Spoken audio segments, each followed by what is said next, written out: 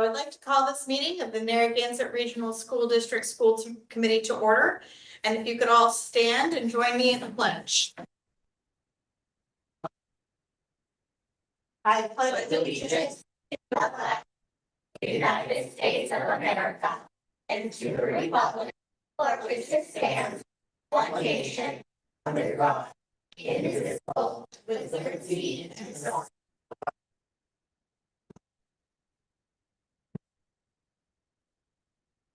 Okay, as you can hear from all of the voices in the audience tonight, we have quite a few special guests, which we're very excited about. Just as a reminder, this meeting is being live streamed and recorded and is available to watch on YouTube.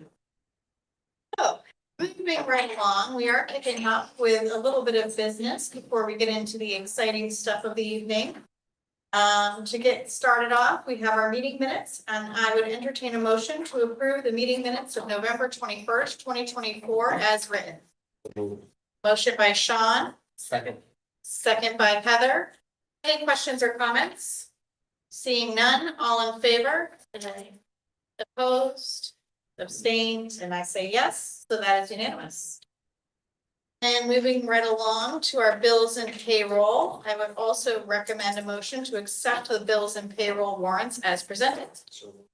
Motion by Sean. Second by Heather. Any questions or comments on those bills and payroll? Seeing none, all in favor? Aye. Opposed? Abstained? And I say yes. That is unanimous. And next we have some updates from our student representative, Amanda. If you can let us know what's going on. Lots of exciting things lately, I'm sure. So all of our winter sports have started, I think a couple weeks ago, and we started right after Thanksgiving for basketball. All of our clubs are still going strong, and all of our honor societies too. Ski club just started. And we just got the cast list out for the Little Mermaid today, this morning. And then tomorrow in the high school, there's an activity day where all of our students get to pick 2 rooms that we get to spend most of our day in and do activities in. And we have bingo in the morning. Also National Honor Society is delivering cards to the nursing home this weekend. We made cards and had them all set, and so a group of us are going on Saturday. And then in the middle school, also all the winter sports have started. I know student council is continuing to meet, same with art club and all the other clubs. And tomorrow they'll also have some activities. And that's like most of it. Great, thank you so much for all those updates. All right, so we do have a couple of appearances and special guests this evening, and even extra special guests. You have some students that I see. So first we have our Templeton Elementary folks. We have Marcy Rasmussen, our principal, and Scott Murphy, our dean of students. And how would you like to introduce this evening? Come down there. That would be great. Okay. So I can have all of the kids.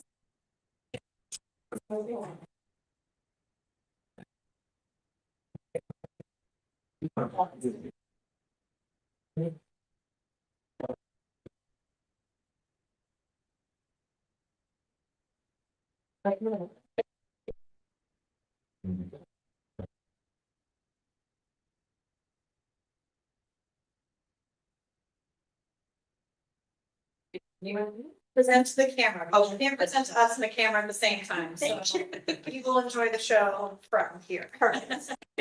So I would love to introduce to you our student council representatives for this year, voted on by their peers in their classroom. Each one of them is going to introduce themselves to you. Rihanna, you want to start? So I am Yana, and I'm Eden, and I'm in 3rd grade. I'm Bella, I'm in 3rd grade. I'm Sufas, and I'm in 4th grade. I'm Bryn, and I'm in 3rd grade. I'm Ava, and I'm in 3rd grade. I'm Annabella, and I'm in 3rd grade.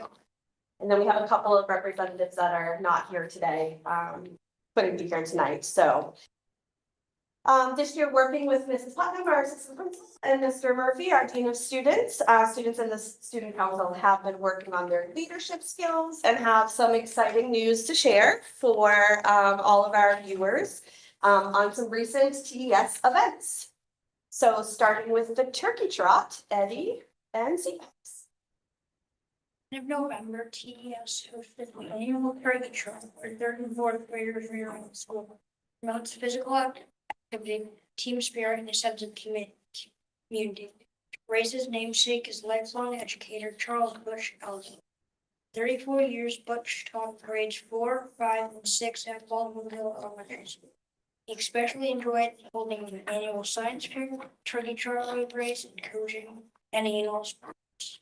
Winners of the race, fourth grade boys, first place, Leslie B, second place, Sawyer L, third place, Easton Orn. Fourth grade girls, first place, Lola D, second place, Myra T, third place, Ryan Sue. For third grade boys, first place, Becca S, second place, Nola L, third place, Del B. And for the girls, first place, Taya L, second place, Brent S, third place, Eden C. Good job. Our food pantry donations, person is not here, so I'll go ahead and share that. So, the fourth grade ran a food drive this year. It asked for donations from all students. Each grade had a different item that they collected. The fourth graders helped to then count all of the donations and graphed the number of donations in the cafeteria for everybody to see. And all the school collected 740 items to donate to the food pantry, and this helped our school foster a sense of community and help those that are less fortunate. All items were donated to the Templeton Food Pantry. And an update on our free clothing drive. Go ahead, Deb. This year. Well, that was the help of a few parents who were able to organize a clothing swap drive. We had 2 classroom drop-offs and collected all types of clothing for 2 weeks. Last Saturday, the TES cafeteria was open to all to come and shop for free clothing, including winter gear for all ages. And an update on our Christmas plays, Bryn and Ava. Miss McCann planned really fun Christmas plays for kindergarten through third grade.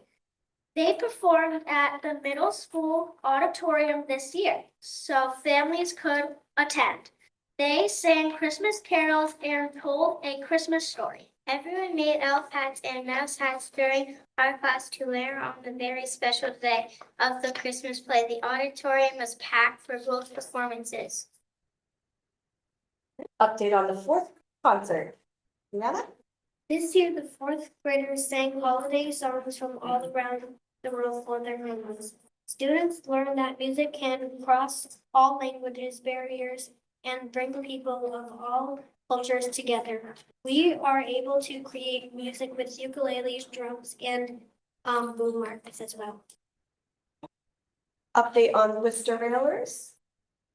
We have partnered with the Worcester Railers hockey team and will be hosting a Narragansett night on Friday, February 7th. Tickets will be sold at a discounted rate. Students who attend the game will be able to participate in the high five ton at the start of the game. And last but not least, update on our parent-teacher conferences that we had this week. Annabella. This past week, the teachers and parents met to discuss how their children are doing in school. We had 92% of families sign up for conferences. It was a great opportunity to share with families how their students are doing in class and what skills classes are working on. Excellent. Thank you, everyone.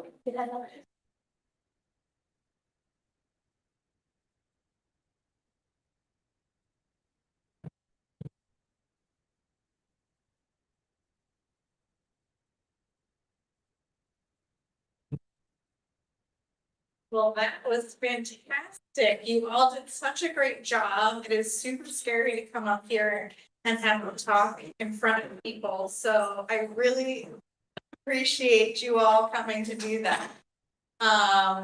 All, coming in and reading and telling us what's going on. And I really loved hearing about all the ways that you're giving back to our community. So not just doing things for your own school, but doing things for everyone here in Templeton. That's amazing. Do we have any, I'll say questions, but I really need comments from anyone else on the school committee? All right. Well, thank you so much for coming in. It was so great to hear from all of you. Thank you. All right, next, oh, did you have some, no, no comments from the peanut gallery over there? Next up, we have folks from our middle school here as well this evening. Do you want me to give them? Sure. All right. Yeah, we're gonna it's dinner time for our elementary school students.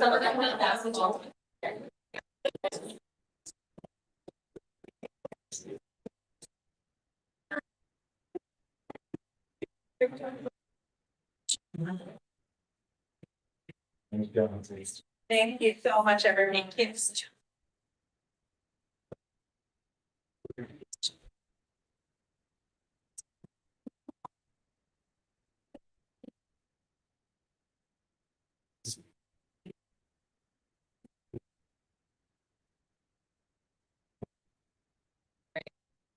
So now that our elementary school students have made their exit, now I will introduce our school principal, Mary Lafreniere, and Janet Smith, our assistant principal. I'm really excited to have you here as well. Thank you so much. Always a pleasure to be here. We appreciate the time. We wanted to start our highlight reel, if you will, with a little highlight within our building. So I'm going to invite Miss Melissa Summer, who is one of our music teachers, and two of our sixth grade students to perform a little thing on their ukuleles.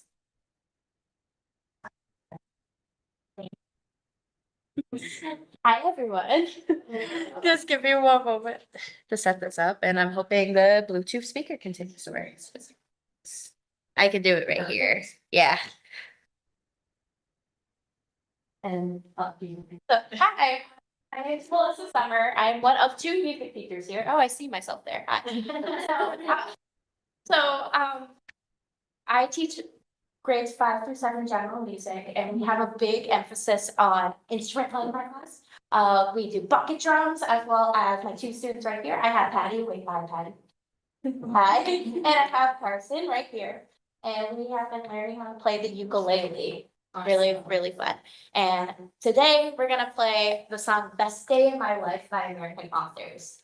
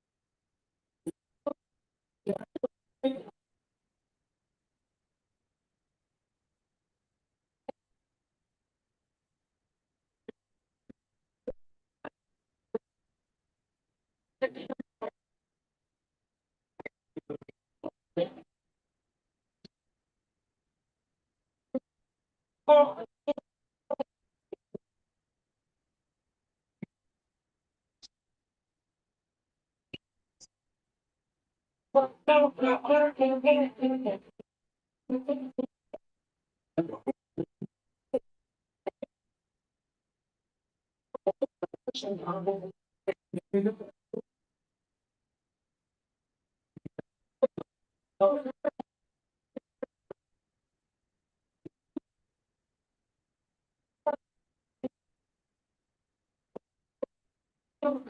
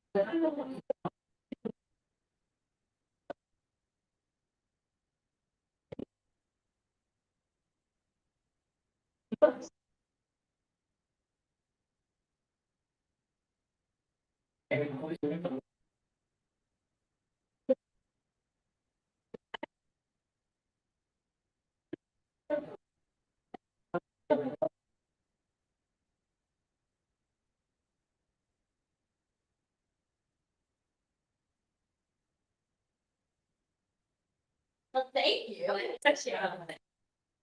Thank you, guys. Thank you, Ms. Summer. I invited Ms. Summer and the boys here to play because I happened to be in the costume evaluation last week and it was so good. But it does actually link to what we're talking about, and that is number one, thanking you for your support with our additional music teacher last year. That would be Ms. Summer. And I wanted to go through some of, and I realize this is kind of a highlight of our SIP, but everything we're about to lead into does connect to our SIP. And I wanted to start with some of the things that we start our year off with and talk about some of our events. And we start our school year off.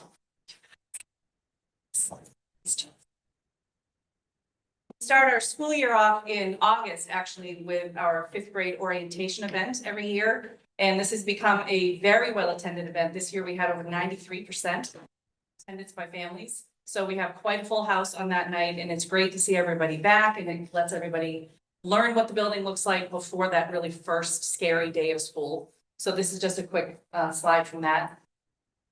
We are very lucky to have our student council members, we call them our NMS ambassadors, helping out for that event, as well as for open house and for conferences. Every week they also do our recycling. They also just finished a very successful food drive, student council did. And then our Leo Club had a very successful toy drive recently. This fall, our 5th grade continued their tradition of their 5th grade recognition of local veterans, where they present veterans with some collected Halloween candy that they donate as their kind of token for what it's like to sacrifice. So they give up some of their candy. So Ms. Damon does a great job of that. Recently, our 7th graders and our students of the month and our student council members participated in Wreaths Across America. We have continued with our Students of the Month program each month. Our 7th grade went on their ecology school trip last spring, as well as their annual Quabbin field trip this past October. And if you were anywhere within 100 kilometers last week, you had to have heard our thunderous 32-member 5th grade band. We actually had 2 bands present at our concert this year. Our beginner band, which had 32 kids, and then we have a 6th and 7th grade combined band. So we have upwards of the 3 different bands, over 70 kids that are participating in band, which is at least double the number of kids that we have had in previous years, which we're very fortunate to have. And again, largely because of the support of having that second music teacher. So these are some slides there's some pics from all of our kids last week. And I couldn't help but share this because I saw this online and it's too true. As we go into our kids' holiday concerts, we can give a shout out to the elementary and music teachers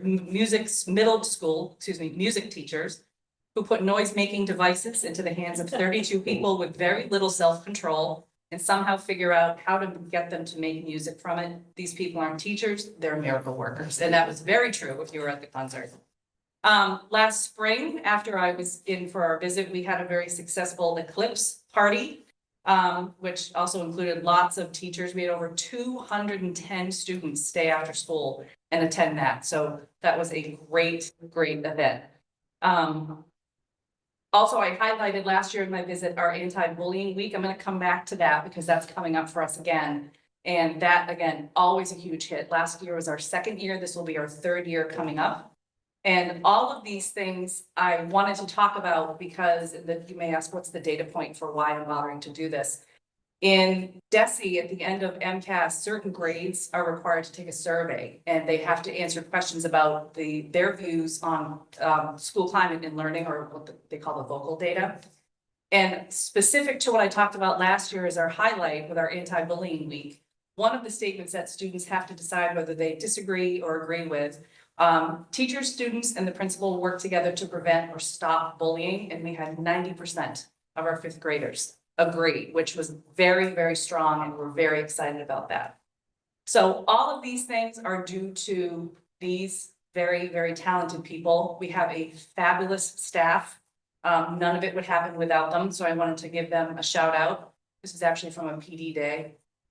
And again, how this links to our improvement plan. Our first initiative this year in our improvement plan is to create an environment that enriches the overall academic experience of all NMS students and staff by supporting the emotional and social needs of all. And we do mean all, and that includes staff as well. And this is done through creating a sense of belonging, fostering a sense of community, a sense of students wanting to contribute, and then offering these enriching experiences, because culture really matters. And we have culture in spades that we're very proud of. And if people didn't want to be here, that's both students and staff, didn't want to be here, didn't feel they belonged, weren't motivated, they would not succeed. So we think that this is really a great foundation for moving forward. We have an anti-bullying month coming up. It's been so successful the past 2 years that we've done it. And it's such a busy week with 5 different dress-up days for which students can earn their bling, and 5 different kindness challenges for which students can earn their bling. And that's a lot to jam into around principaling at the same time. We decided to spread this out over the month of January. So when students come back on January 2nd, we will introduce this to them. There will be a dress-up day and a kindness challenge each week for which they can get brand new bling. So those that are not new to the building will not get the same old charms from last year, just teasing that. So we're very excited about that and more to come. So our second, third, and fourth initiatives, just as a quick update, our second initiative is to introduce and implement universal design for learning in order to provide consistent research-based practices in instruction. This has been the focus of our PD this year, and it's been very successful. We've had overwhelmingly positive feedback from teachers as they participate, really strong participation, really great sessions. We're seeing a lot of UDL in practice in classrooms, which in a lot of cases we already were, because a lot of UDL strategies are just best practice. But having teachers get the opportunity to talk to each other about what, I didn't realize that was UDL, that's what I do. It's just been a great session so far, all year long. And students are responding very well to that as well. Our third initiative is to continue to implement and utilize the pre-TAT and TAP process, as well as our DCAP, as a means of closing achievement gaps to determine and strengthen tiered instruction and interventions. We have streamlined our TAT process, which happens now monthly at each grade level. We've seen a much stronger, more robust process with that. So that's been really great to see how those interventions are being tweaked and students are moving either into or out of them as needed, as they're successful, or they need to move further. Very strongly supported by the teams, a lot of buy-in from the grade level teams. And the student-specific interventions are showing progress, which is most important. Our fourth initiative in our SIP is to continue to fine-tune the shared expectations program to support students and staff in maintaining a safe, supportive, and collaborative environment by implementing SmartPass, kind of twofold. Our shared expectations program, this is our third year for that, and we've really seen a turnaround in student behavior because the expectations are taught, expressly taught, and then they're implemented and students are held accountable for them. So we have seen this year, students use the language with each other, students holding each other accountable, and that positive peer pressure is far more effective than anything that can come out of these mouths. So it's been a very exciting thing. The second part to this was the implementation of Smart Pass, which is an electronic program in which students log in and they can sign out from a kiosk in the classroom, so we can actually monitor who's in the hallway. So it limits how many students are in the hallway, because as you can imagine, when you've got 29 kids in front of you and you're trying to teach math, trying to keep track of how many kids you've let go to the bathroom, they get really, really difficult. So this helps the teacher in the classroom, but it also helps us if we needed to know who was on the hallway at any given time. Of course, we have cameras, but it helps narrow down who that might be, because we know exactly who was out of the room and when. And being in the hallway between classes, every period, I can even tell that the transition, the hallways are dead. I mean, we never had an issue with tons of traffic, but kids, it really has cut down on kids waiting in line to get into the bathroom. So that has been very, very successful. So we're very excited about that. A lot of tweaks to get it kind of moving, but as you can imagine, we're a small school, so it took a little bit of time to get into place, but we're excited to kind of work through the bugs in case other schools in the district wanted to adopt it later. So we've had a phenomenal first half of the year. It's unbelievable how fast it's gone by. But we're looking forward to a second wonderful half of the year. I don't know if anybody has any questions for us about the school improvement plan, but we definitely thank you for your support and appreciate the invite for tonight. And thank you for entertaining our entertainers. Sean, I saw you raise your Yeah, hand. what is TAT? TAT is the teacher assistance teams. Perfect. I was listening. Any other questions or comments from middle school? I guess I got one more too. When it comes to the Smart Pass, is that, can parents get a hold of that information? Just In curious. terms of how often their student goes to the bathroom? Yeah, If need be, it's not something you can log into, but if you Understood. called and said, it's, can I find out how often my kid goes to the bathroom? right, you record it, so Yes. interestingly enough, my child Yes. goes to the bathroom at 9 AM every single day. I'm Yes. why they're not doing well at, math And- today, so. Believe it or not, that's one of the data points that's reviewed when our wellness team meets, and if there's any any kind of flag that's gone up about a student who's missing class or is concerned. Yep, it's Sure. a really important, might seem like kind of an innocuous data point, but it's an important one. Thank you. Sure. Follow-up question to that. Sure. Might that be used? Wait, for- sorry, I'm so sorry, but we can't actually entertain questions from the audience during school committee. It's just not, but absolutely afterwards, if you wanted to connect, 100%. Thank you. No problem. Any other questions from school committee for middle school? No, all right. Yeah. Thank you so much, and I loved having the entertainment come in. That was fabulous. It was great to see what they're learning in music class, and it's a good song, and we were all bebopping back here, so. Thank you. Thank you so much for doing that.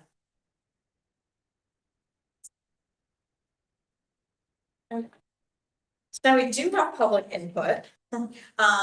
So during public input, just for information, it's a time in which folks in the public can make statements. They can ask questions, but generally those questions get referred to getting answers through other avenues. So it's if I can open it up and read the full law, but essentially how it works is make their statements to us so that we can hear them and listen to them. If there's something we wish to add to a future agenda, we do that. It's super confusing. It's all kind of bureaucracy stuff, so bear with us, but it's just how these sorts of meetings are run, and I know that that's unusual and folks don't know it until they're literally sitting in our audience. So public input. Is there anyone who wishes to give any public input this evening? Yes. And, Say your name and the town you're from first. Sure. so I'm officially Dr. Nicole Winters from Templeton, but maybe it's fine. These guys are my kids. And I was thinking as you were talking about the logging when people are in the hallway, that it could potentially be useful information to screen for eating disorders. Just a thought from a family practice physician. Something your nurses might want to think about. Like the data point of, are they going to the bathroom directly after lunch? Anyway, I digress. I did want to put a bug in anyone's ear about the state of the grass outside of Templeton Elementary School next to the playground. We all know it's a small space. And there's 600 kids, and it's very difficult to grow grass that's being snowed on by 600 kids every day. Also, there appears to be a drainage issue where it's very wet. I would be more than happy to fundraise or elect lawn care people who have licenses and insurance and want to donate some time or something. I could do whatever amount of work needs to be organized and done there. I know how a shovel works, but I don't know how these things get done. And I know it's probably not the highest priority for the school. I'm sure there's building issues and whatever, it's a much higher priority, but it's a personal priority, so whatever needs doing, let me know and I will run around and do it.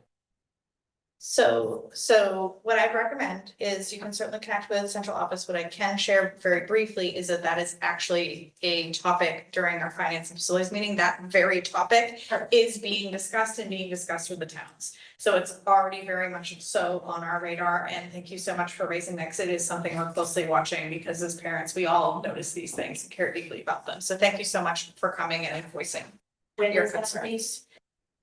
So it's on our calendar, but if you wanted to connect with Susan Varney after the meeting, she could give you more details. Got it. No problem. Say, You did fine. Anyone else who wants to speak this evening?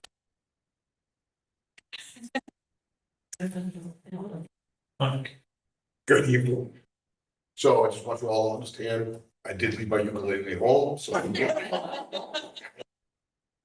So I believe you all know who I am. Okay, my name, Jeffrey Marks, for the record. And I served in the school committee here at Narragansett for 6 years.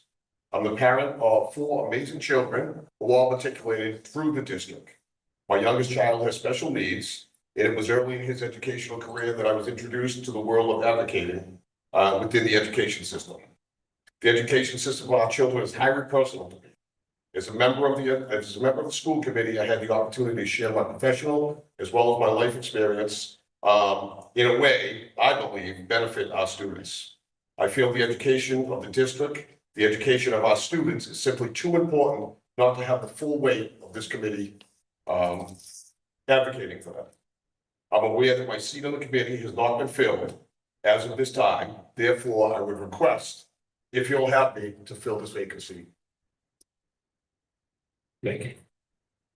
I mean, I know it's not where we are on the agenda, but if anyone is opposed to moving up our vote about our Phillipston school committee member. It took me so long.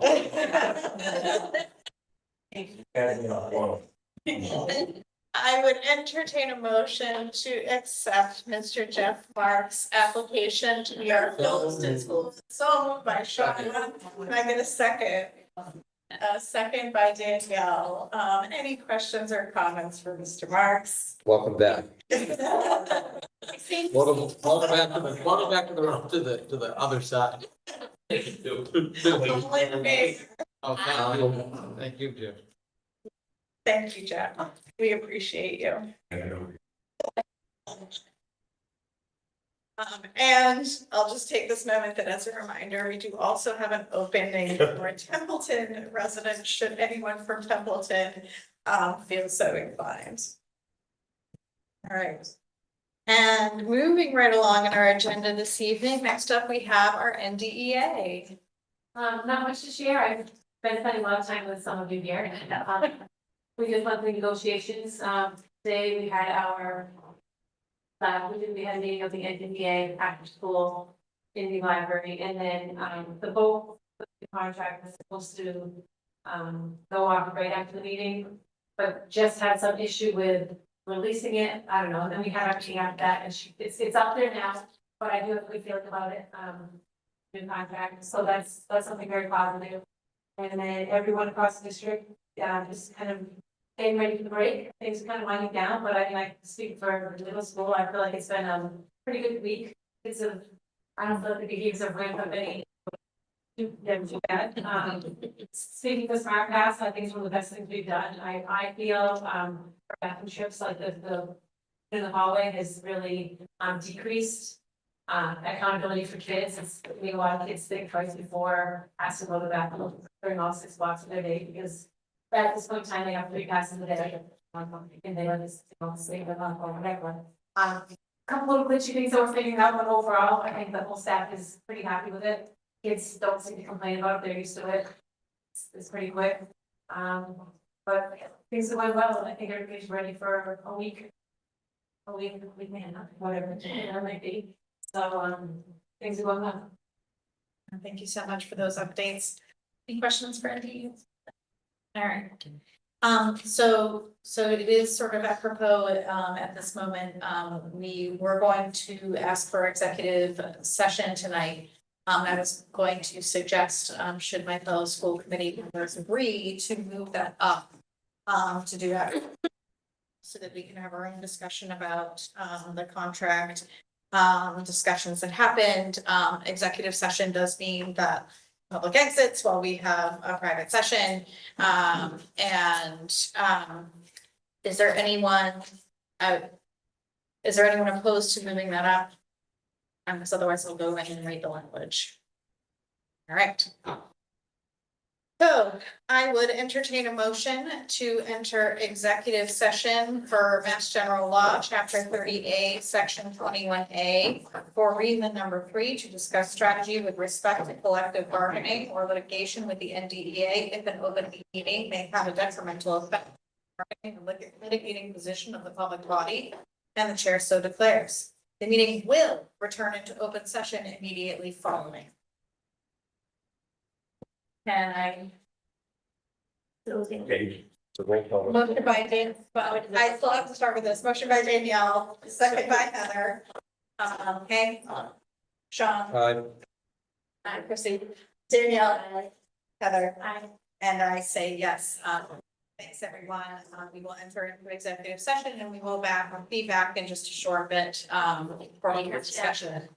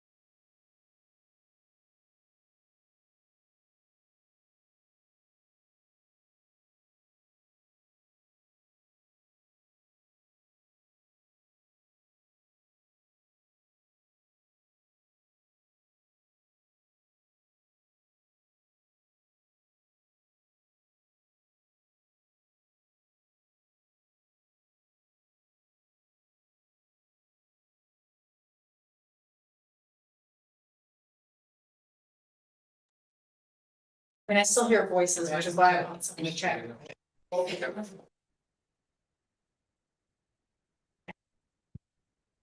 Good. Yeah. Okay, excellent. All right, thanks everyone for your patience while we were in executive session. So how this works is that while in executive session, we reviewed the proposed 2025 to 2028 NDEA contract. But now that we are back in public session, we actually have to repeat our vote in public session. And so I would again entertain a motion to accept the 2025 to 2028 NDEA contract. So move the second. A motion by Hank and a second by Sean. Any questions or comments? Seeing none. Hank, Aye. Sean, Aye. Chrissy, Danielle, Heather, and I say yes. And so that is unanimously accepted by the school committee. So further discussion on that would be pending the NDEA vote, which we know is they're working on very actively. And so as soon as the vote comes in, we would be able to adopt as soon as it comes in. All right, so let me scroll back up and figure out exactly where they are. All right, so we are back in the budget update section of the agenda now. And so I will hand it over to Anne Marie to see where we are with FY 25. And I'd say if there's not many updates for FY 25, feel free to speak anything about FY 26.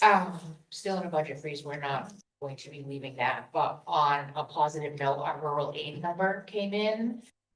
It's almost $100,000 more than last year. So we have 324,000 and change to spend this year. So we're gathering quotes and proposals for different things, and we're gonna put them all together and see what we prioritize for our one-time like spending. But one of the things I can say is we hoping maybe we can do something with the horseshoe driveway out here with new pavement. But we're still gathering numbers. Great, no, thank you for that update. And then in terms of FY 26, we're still waiting for numbers to come in. The one thing I did want to talk to folks about is we have a planned meeting on January 30th. Right now it's scheduled for 5:30. The intention of that meeting is that we get an initial preview of the budget presentation as a full committee before our multi-board meeting in February. The reason I wanted to bring that up is we do know that that is the same night as the Wizards game. And we're sure that some parents or some administrators, superintendents would love to attend that game if they can. And so I wanted to gauge whether or not we could start at 5 o'clock. The only agenda item for that meeting will be to review the budget presentation. So it will be a shorter meeting and we're not going to do regular business that night. Sorry, Jennifer, what day? January 30th. So does anyone have any conflicts with starting at 5 o'clock? And we can also like recheck following the meeting if right now is not convenient, but I did want to put it out there because I know that that's unfortunately coincided last year as well. So we'd love to get folks out. We're good so far? 5 o'clock is good? All right, so we can we'll work on changing that time to 5 o'clock. So thanks, everyone. I really appreciate accommodating that. Now, in case they want to ask Dr. C or Mr. Super Chief to play in the game, maybe we'll have some star players out there. Well, Ms. Super Chief is representing, I think. I think so. The best athletes. Gotta learn to say no. Right. Okay, so moving right along into our ongoing business, we have our business managers report. It's really nothing to report out, because I just gave you all of them. You gave us the report. All right, and we already covered our school, I can take the school committee vacancy in Phillipston off. Though we'll continue to seek a Templeton rep. So, this really is important work. It's a great working group too. And I really encourage anyone who's interested to apply. And next, we do have our MASC conference resolutions. And so I'm going to hand it over to Heather to just give us a quick recap. In the interest of time, I gave Susan a copy of what I call the outcome report, which is, just each resolution, a reminder of what our vote had been. Two resolutions did have amendments. That was resolution 1 was the amendment we were hoping for on the MCAS, test, and, resolution 7 on the chapter 70 aid, for inflation adjustments that we're looking for. The amendments, I've listed them in the document. They were still in the spirit of what we were looking for as well in our discussions. All of the resolutions passed, and again, those 2 were amended and passed. With a yes vote, and those 11 expired resolutions were also all passed.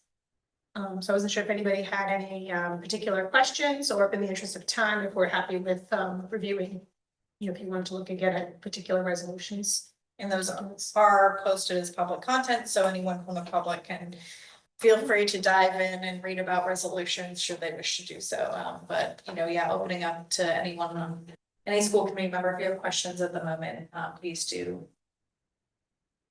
I know that was a lengthy discussion, so seeing that we'll move along. Thank you so much, Heather. I know that is a lot to sit through that meeting, and it's a lot to recap for all of us. So really, really appreciate your time on that. All right, and I will hand it back to Ms. Super Chief for our updates on curriculum and instruction. And I'll let you sort of navigate through these, but just for public, we have a seal by literacy that we'll be talking about this evening, and then some DESE updates on student competency determinations. Thank you. Yes, so I'm very excited to present to you tonight that we as a district are, for the first time, offering for our graduating seniors, opportunity to participate in the seal of biliteracy. And so I'm going to present what that is, what the qualifications are, and some additional information about the benefits that offers some of our students. So first, to start off, the seal of biliteracy offers 2 seals, a seal of biliteracy and a seal of biliteracy with distinction. And these are awards for students who are able to attain high levels of proficiency in English and at least 1 additional world language. And so the state offers this for a variety of purposes. 1, it encourages students to study and master languages outside of or in addition to English. It is an attainment of biliteracy skills and recognizes the value of language diversity. And as you saw in, I believe it was our last month's presentation, we have a wide range of EL students who have a variety of different languages spoken either at home or in their families and in their communities outside of school. It also provides us with opportunities for employers to identify language skills for folks entering the workforce when they leave us, and also for universities to recognize students' language skills when they're applying for colleges and universities. And there also are many, which we'll talk about in a minute, many colleges and universities in the state of Massachusetts who will offer students credits coming in if they have a seal of biliteracy or seal of biliteracy distinction on their diploma. So we actually affix it onto their diploma, as the regulations from DESE require us to do that if students earn this recognition. It also helps to prepare them, for competition both in the workforce and as they enter colleges. And it strengthens the community support around multiple cultures and languages, which we talked about, which are represented in our district at our last meeting as well. And so there's a lot of benefits to students for exploring this opportunity. 1 being that colleges and universities recognize and provide credit. Another being that some will enroll students in advanced coursework in language studies if they have represented or shown their seal was awarded. Also, the state of Massachusetts, or DESE, provides a voucher for any student who receives the seal of biliteracy or seal of biliteracy distinction to take the MTELs and explore a career in teaching. And we encourage students, if they've received the seal, to notify their college, university, or employer, because there are additional benefits that aren't listed here sometimes that are offered to students who have obtained the award or certificate. So what you'll see on the screen right now are the current colleges and universities in the state of Massachusetts. This is changing and being added. We're adding additional colleges and universities as the year goes on. Just recently, UMass Amherst was added to this list, for example. And so these are colleges that currently recognize and have credits that they offer students when they enter into their universities or colleges for students receiving the seal. Any student is eligible to apply for the seal of biliteracy. Students who are English learners are eligible, former English learner students are eligible. Students who are heritage speakers or signers of world language. Students who are monolingual English speakers, however they've learned a language, either through school or the community, can apply. And any other students with multilingual skills.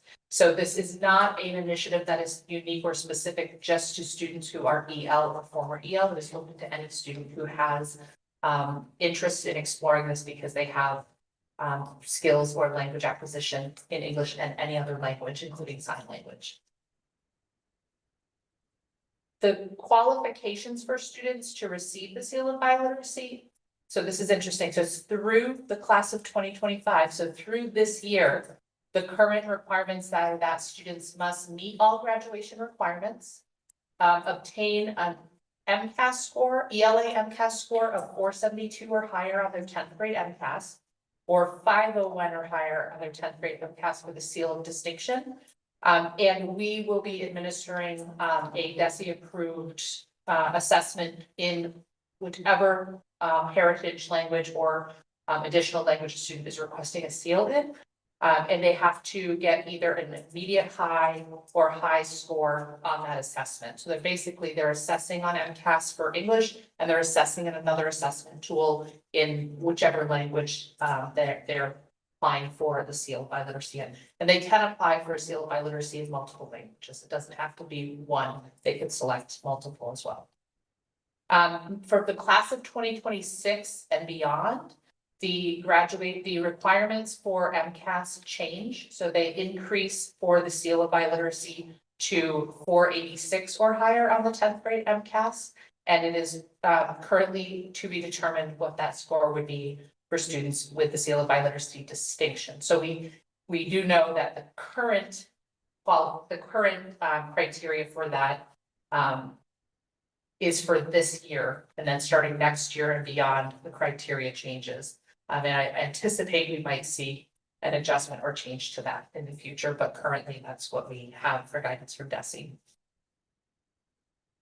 Questions? Any questions, Sean? First of all, this is wonderful. I'm very bilingual is an important thing. It's marketable, it's employable, a lot of good things there. Cost of the district and or cost of the student that's taking the test? $40 per test per student. Nothing. No, and we will provide, so in the DESE regulation for this, districts are required to provide financial assistance to any students considered low income. We are, as a district, going to fund this. It's pretty minimal cost. Yeah, And I should say that a slight cost to affix the seal to student's diploma in the printing process, it's pretty minimal cost wise. and for what it's worth, I think there's a population that this should be pushed for too, so. Thank you. We sent the information out to families about a week and a half ago with a link to register. We've already had one student register and 2 who have reached out to our EL coordinator teacher and are requiring, and I believe we're going to have a few more this year as well. So we're really excited to get this up and running. And I should say a large thank you to our EL teacher, Kelly Kalmari, and to our high school principal, Mr. Colby Young, who worked with me to get this up and running here and an opportunity for our students. Thank you. Thank you. Any other questions? Oh, thank you. This is excellent to echo Sean's words. All right, should we talk about? Speaking about that. So as you may know, in the state of Massachusetts, public schools are required, public school students are required to meet both local and state requirements to earn a high school diploma. And so what that has looked like in the past has been that students have to meet coursework and credit requirements by their senior year. And for us as a district in our program of studies, we outline that as meeting Mass Core requirements. So 4 years of English, 4 years of math, 3 years of lab-based science, 3 years of history, 2 years of the same foreign language, 1 year an arts program, and some additional, core courses in business, health, and technology. So, no changes to that. That's our local requirement. And then students also have to, under state law, to show, competency determination and in grade 10. And so up until the ballot 2 question passed in Massachusetts, competency determination was determined at the state level. And it was determined by students passing their 10th grade ELA, math, and science assessments. And so with that, there were retake options, there were educational proficiency plans, and there was a whole process if students did not meet that requirement to help students meet that requirement. And then DESE, Department of Education, for the state of Massachusetts, would certify their competency determination. So DESE would certify competency determinations, and the district would essentially be responsible for local graduation requirements, coursework, and credit allocation over the course of students' high school career. And so we are in an interesting place right now because the new regulations that have changed under that ballot vote mean that DESE is no longer allowed to determine or award competency determination for students. That now falls on the district. And so DESE is providing guidance, starting to provide guidance to districts. They have provided what was in your, I believe is in your agenda, attached to your agenda, is DESE put out initial guidance on November 6th to districts, then they updated guidance on November 11th to districts, but we anticipate we'll be seeing some additional updates and guidance in early January to districts. But essentially what this means is that the 10th so this is interesting because for our current seniors who are graduating in 2025, those students who have taken and passed MCAS, ELA, math, and science have already met and received a CD from DESE. So they are all set. Students who did not pass MCAS, who are slated to graduate in 2025, can now no longer get that by taking a retest. Because as of January, I think it's the 4th, but don't quote me on that, the DESE can no longer set that regulation and can no longer determine competency. So we're in an interesting period this year where the majority of our students already have their competency determination because they pass MCAS.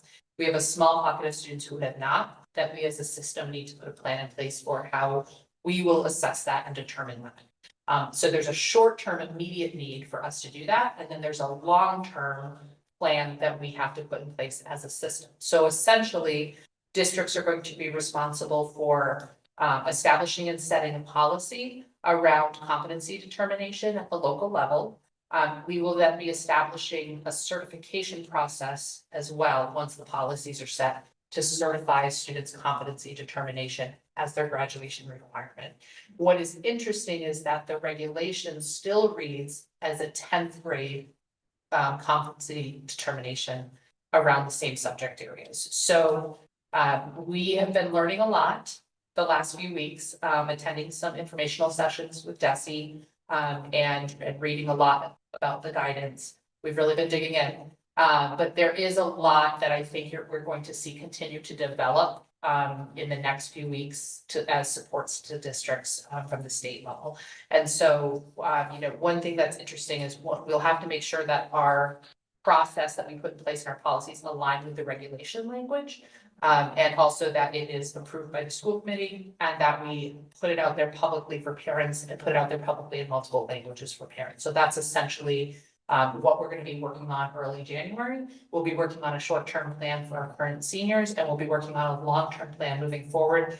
A lot of districts are going to have to look at sort of an interim plan for students who are currently enrolled in high school, but are not seniors. We are in a really solid place as a district there because we follow MassCore for graduation requirements. So we are not going to really need to put it at that middle step because the step we put in place moving forward for all students will capture any current high school student who's not a senior and students who are not yet in 9th grade moving up. So we are in a great place curriculum wise with our program of studies and our mass core alignment, that we really are looking at two sets, current seniors, anyone moving forward for graduation from 2026.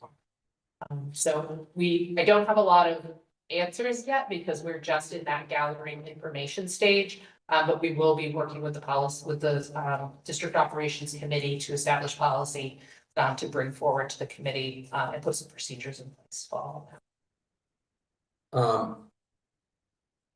You kind of already answered in a roundabout way a lot of it. I think the language is going to be the most important piece of that there and how that matches up. I think my question is who's going to what's your preliminary vision for who's going to sit at that table? Is that going to be decisions that are made here? Is there going to be faculty that sit at that table? And what does that look like in order to determine what that looks like? So the policy will be set at the school committee. Yeah. Of course. And then, we brought Colby into a meeting with, Rob Curtin from DESI just yesterday. So we're starting that at the administrative level, so we can wrap our heads around what the work ahead is. But that will be, likely something that we draft as an administrative team with input from our teacher leader team at the high school. I know that Colby has already had some, conversations with teacher leaders, and I think there's a lot of varying levels of information people have and understandings, and it's not a surprise because it's developing over time. You know, information and guidance is coming out quickly, but also changing quickly right now.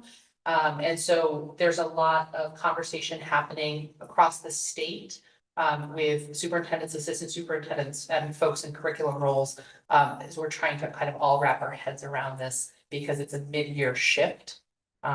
So it impacts a cohort of students where some are going to fall under this process because they've already received competency determination, and some are gonna fall over here. Thank you. Yeah, it's messy. Yeah, well, that's why I asked. I was like, Thanks for those updates, Molly. Thank Any you. other questions? Okay. Seeing none, we'll move along. We didn't end up with any surplus items this evening, so we can skip that. We do have a couple policy. Do you want me to take out or do you want to take it? Rock, paper, scissors? Go ahead. The first one we have is a first reading for an update to BDE subcommittees of the school committee, and this is just a little bit of housekeeping. The policy did not list our current configuration of subcommittees. It still had our old one. Normally in these documents, you would see strike throughs in red for deletions and green font for additions, but the Word docs is being temperamental. So today the additions are in yellow highlight, thanks to Susan Barney, who worked some magic to get anything to show up on the screen. So like I said, this one's a pretty straightforward housekeeping one, and if we change subcommittees again, we will just have to update this policy again. So I would entertain a motion to accept BDE subcommittees of the school committee for first reading as presented. Motion by Hank. Second by Danielle. Any questions or comments about this update? Seeing none, all in favor? Aye. Opposed, abstained? And I say yes, so that was unanimous. Okay. So we have two policies up for second readings. BHE, use of electronic messaging by school committee members. That was an update that removed the outdated language about archiving our electronic communications amongst ourselves. And JLCD, proposed update administering medicines to students. This update to the policy, we added some required legal references for Mass General Law 94C. And just for those of you who are newer, it is standard practice with any policy adoption that it goes through both for, not only does the policy subcommittee review it and vote on it, but then the main school committee reviews it not once, but twice before it gets adopted, because it is such an important part of how the school is governed. So these are the exact same policies that we reviewed during our last meeting. And as such, I would entertain a motion to accept the following for second reading as presented. BHE, use of electronic messaging by school committee members, and JLCD, administering medicines to students. So. Motion by Hank, second by Sean. Any questions or comments about those? Seeing none, all in favor? Opposed? Abstained, and I say yes, and so those will be adopted and added and updated rather in our policy. Okay. Next, we have our state trip for Washington DC, for our 8th graders. Does anyone want to speak to this particular one? I know it's one that we do every year. I'll speak to it. Sure. Just quickly, I'm laughing and smiling to myself, just thinking about what the form used to look like and what the form looks like now. It's almost like the DMV. So, but it has almost every bit of information you could possibly want. And we're actually updating it again to make sure that everything is in order. So as you see, as discussed last year, it's a great trip. It certainly hits all the frameworks. There are some, we're still waiting on a few like quotes like for busing, et cetera, I believe, but the information, the important information is there. And so with that, they'll be able to move forward about getting the, I think the hard quotes will be here in a week. Yeah, go ahead. So one thing of note is that in the process of sending this to you, the school did get 3 different bids from 3 different companies for this trip. What's unique about this request this year is you'll see that the school is going with a different company. So they're going with World Strides, which is not the company that has been used in the past or last year. The rationale for that is they were exploring the bids, and this seems to be a much higher quality trip than the one that we've used in the past. There's more substance in the curriculum for this. There's better sit-down meals as opposed to the last trip. And they have some additional add-ons like photography that are included in the price. So some photographs would come out of that as well. The trip is looking to run a week later, the week of June 9th, to accommodate hotels available for the time period. Because there's a World Pride Festival with anticipated 2.5 million people in Washington DC the week that they normally attend. So hotels were really challenging to book. So the change in date is for that reason, and the change in company is for the reasons listed above. And thank you for that additional context. And I should add, our high school assistant principal has quite a bit of experience from her last district utilizing this company for trips and speaks very highly of the way that they facilitate safety and just programming for students. So. Great. I'm glad we were able to explore new options and found something that worked. Okay, I would entertain a motion to approve the Washington DC trip from June 9th through June 12th for the 8th grade as presented. So moved. Motion by Heather. Second. Second by Hank.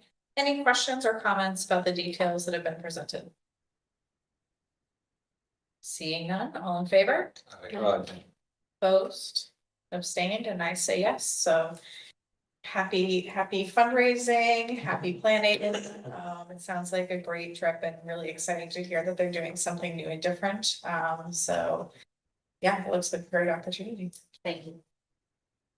All right, Dr. C, it's your turn. Are you great? So the TES concert that took place on Monday was fantastic. And if this was the 12th, we've done something like, 800 parents, 500 students, 4 buses, 2 plays, 1 day.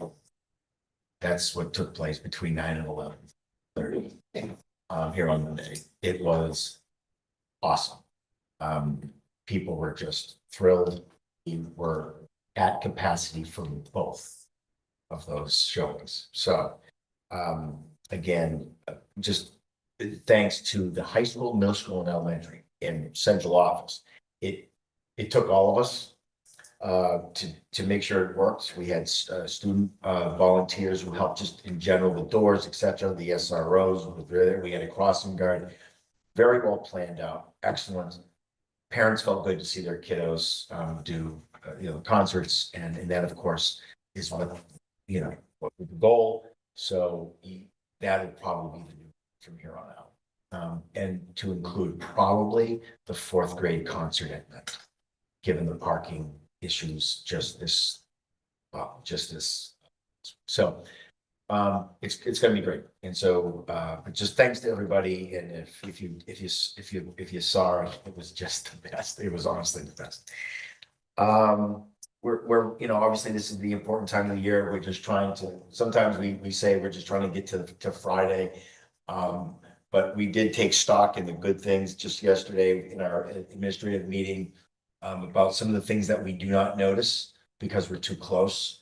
And we don't notice until folks who are new to us come up to us and go, this is like good, or sometimes this is, never bad, but something difficult. We don't realize how well behaved our students are. And I want to tell you just a very quick story that you have all the massive humanity of parents coming in from both sides. It was well organized, but there was a time when the fifth grade had to get to the lunchroom. You're talking about 110 students without even prompting. They all got in a single file line because we kind of held them up, and then they walked quietly without disruption, without any type of which can happen without issue. And a woman came up to me and said, did you cancel lunches today? Because it's so quiet in there. They just knew how to behave, right? So I have to point that out. We miss it sometimes. We don't realize how lucky we are. We had a couple of wonderful interactions with folks going, where are the kids? Because there's nobody in the hallways. It was quiet. That doesn't happen by mistake, right? That is the wonderful folks that you saw here today and beyond. So I just needed to point that out. And we took stock in that yesterday about just pointing out some of the things that we're very thankful for. I want to talk, so speaking about being thankful, the Fredette Scholarship. So Leon Paul Fredette, a resident, lifelong resident of Templeton, passed away mid-year last year. And he left, and you voted this in, just so if you remember, he left the district $1 million for scholarships. $1 million. And literally just said scholarships for the kids. Okay. So we thought about that, and we of course engaged the high school, and we discussed it last week. And what we did is we went through his obituary because none of us knew, Mr. Fredette well. And we found out that he was an engineer. And he loved to travel. He had an affinity for dogs. He loved dogs as well. So in taking what, the value and the totality of his life, we have decided that starting this year, looking to Anne Marie to make sure I'm saying the right things in terms of this distribution of monies, but the monies will be split up in two $10,000 tranches in the following way. One $10,000 scholarship will be for someone who is going into the area of engineering or STEM related field. Okay, and that could very well be broken up if we have several excellent candidates, etc. But $10,000 will be allotted to that. The other, and we just discussed this, it will be 10 $1,000 scholarships for students going on the 8th grade trip because he loves to travel. And so, it was just it was a great conversation to have, right? To talk about this, this gentleman who left literally his life savings, just to the high school he graduated in 1947, class of 1947. And so, we thought that would be a great way to, hopefully for eternity, right?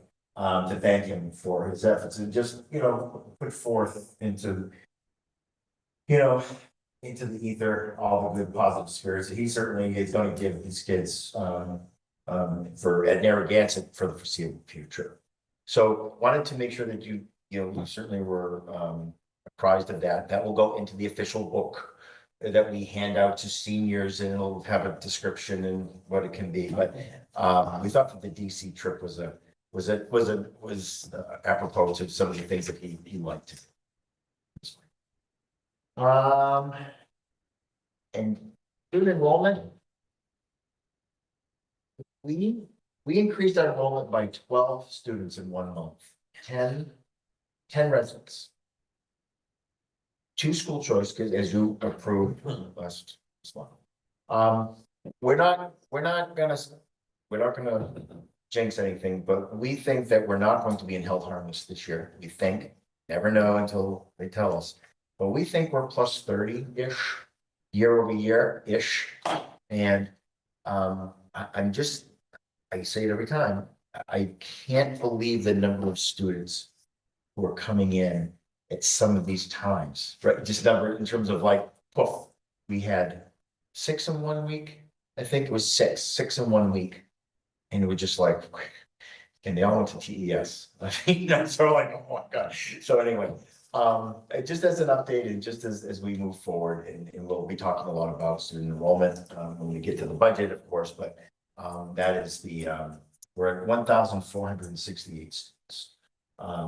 Last month we had 1,456, so we're just increasing. Were they all move-ins or? All but one student who was a homeschool student came back, were all move-ins. New houses, they opened, they closed, I should. They opened their house, but they closed below, they closed on it, yeah, so these are folks who have moved, up to us, into our area. And I think school choices, there's nothing really discussed for school choices, but so at this point, one chair. It's about as brief as I possibly can be. I don't think I could be much. Any questions for Dr. C on the items that he presented? Just a comment, I absolutely love the $1,000 scholarships for the Washington DC trip. That 20,000 scholarship for someone going on to engineering will definitely impact their life for the better, but those 10 students that get to go to DC that would not have had that opportunity, that's gonna change their life. Yeah, I think so. We absolutely agree, and it really was Mr. Young who thought it would be the best, because we're trying to get all those kids to see Washington DC. It's probably one of the best trips I've ever been on. It was excellent if you've never gone down there. So no, it's well received, and I think it'll be well received, obviously, by the. Yeah, and I'm gonna follow up. I actually had the same comment that Danielle just said, and then my only follow-up question was there only 10 that needed it? How were those things selected? And how was that process? We were trying to stay balanced, quite frankly, and given, the rate of return, and we won't really know. The money has been, invested, so to speak, for the last almost a year. It will be a year, and we want to see what the returns are, because we're only going to, of course, use, the interest.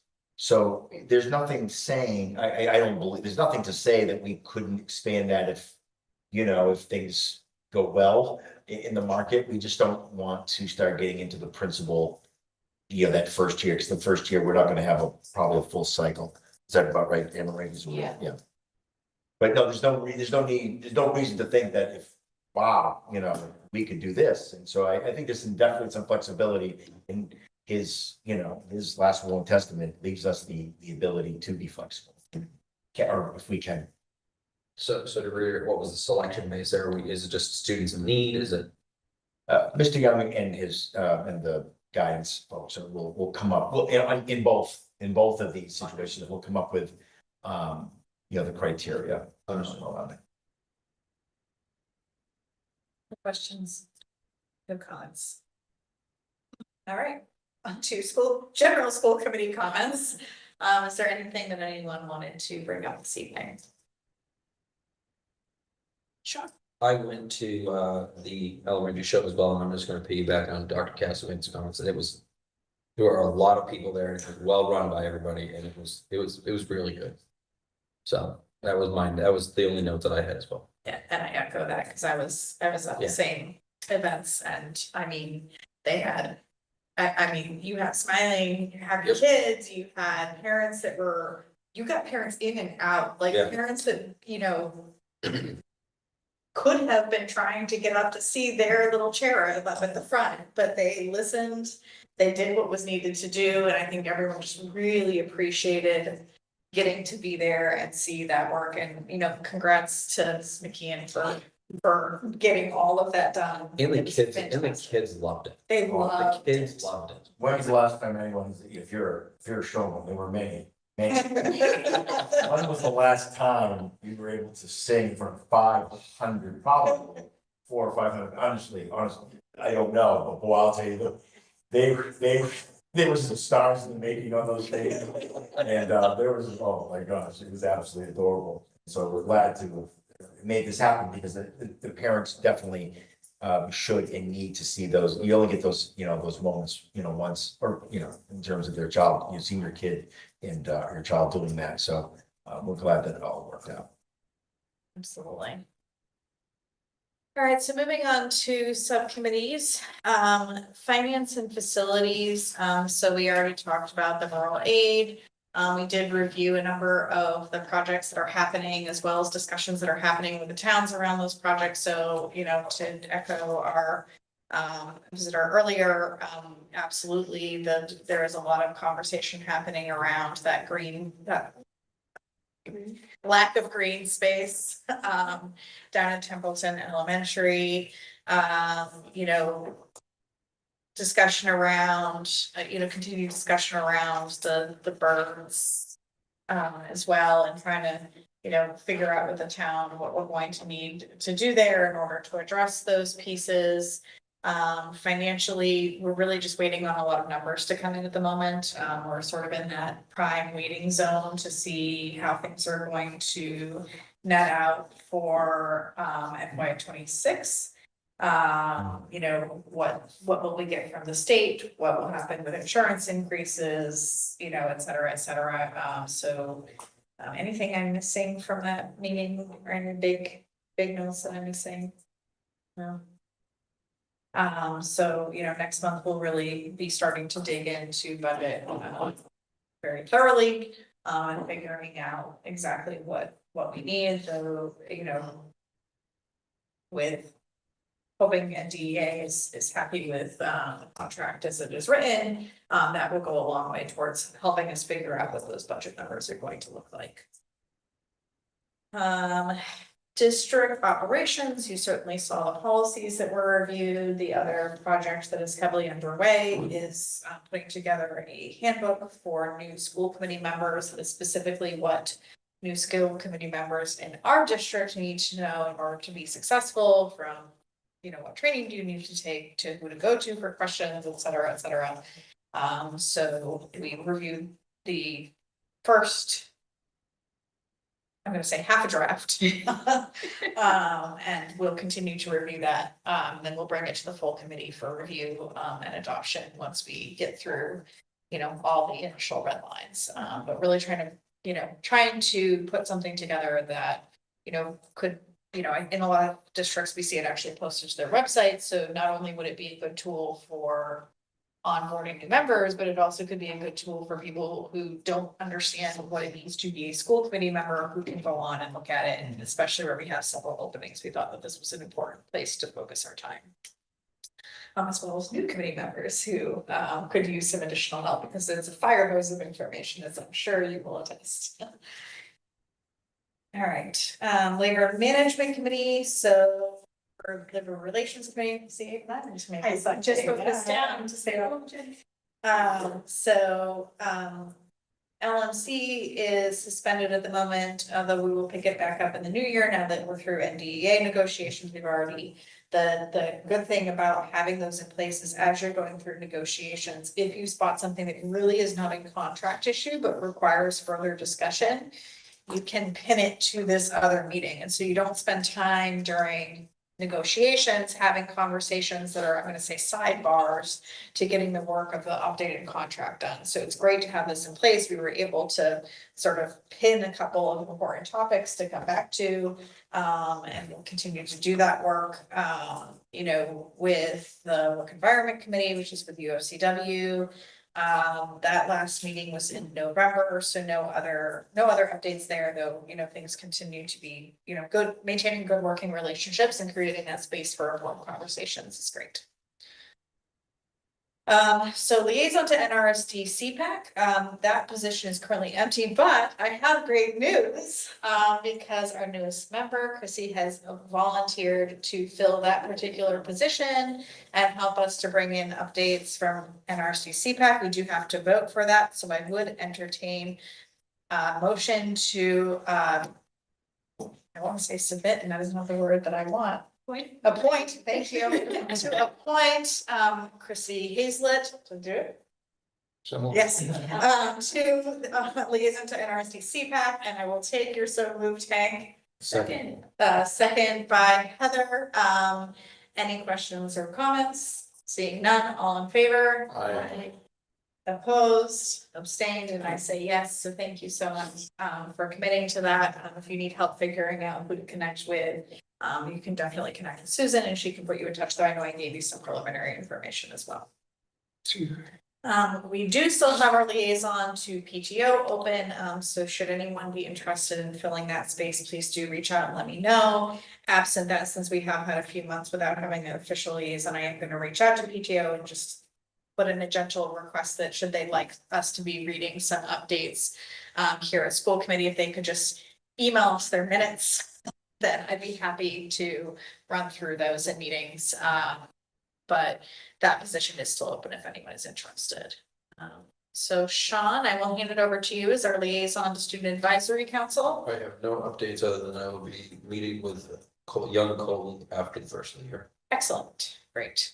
Thanks for the update. And then Danielle is our legislative representative. I came prepared to talk about the updates on the student competency determinations, but Molly did a wonderful job getting all the updates, which are sort of minimal as we all wait for what's coming next. Okay. And we have no correspondence this evening. Madam Chair, if I may, Yes. add one thing. Tomorrow is our luncheon, our senior luncheon tomorrow. And we have 93 folks signed up. That is the largest, you know, put on our aprons and and so, but we're very excited. So we'll be hosting 93 folks here tomorrow. I guess that's it. No, of course. Oh, please. And I realize that I already have a 2024 typo. So our next meeting is January 16th, 2025. We're not going back in time. So I look forward to seeing everyone again here on January 16th, 2025. For our next meeting. That one is at 5:30 p.m. and we already did executive session, so I would entertain a motion to adjourn. So. Oh, a joint motion. A motion by Sean and second by Hank, all in favor. Thank you, everyone, and we look forward to seeing you next time.